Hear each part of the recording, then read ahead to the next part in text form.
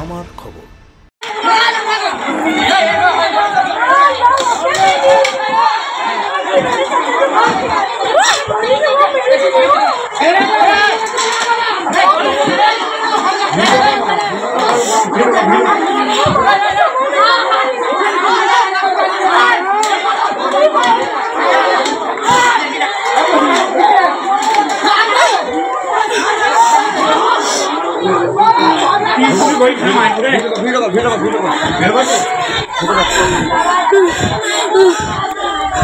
उनको सोहेल के मेरे दिलों को सोहेल के मेरे दिलों को কিছু পাচ্ছি না বলছে তো। ঘটনাটা হয়েছে আমার দাদু মাঠে ধান লাগিয়েছে, ওইখানে বাড়িতে কাছে ধান লাগাইছিল, দিয়ে মানে ভেড়া লেগেছিল, দিয়ে বলতে গিয়েছিল, দিয়ে ওইখানে করেছে, ধুমকি করেছে কারা? ওই পটলের লোকগুলা, দিয়ে এসে বাস স্ট্যান্ড এখানে মারধর করেছে দাদুকে।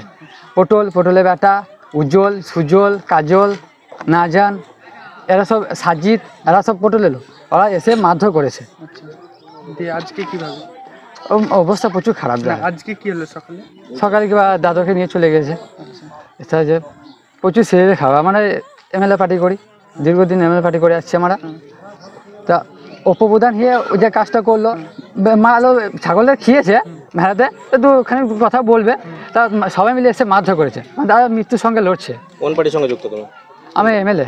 এমএলএ বলতে কোন পার্টি? তৃণমূল। আর ওরাও তো ওরকম করে,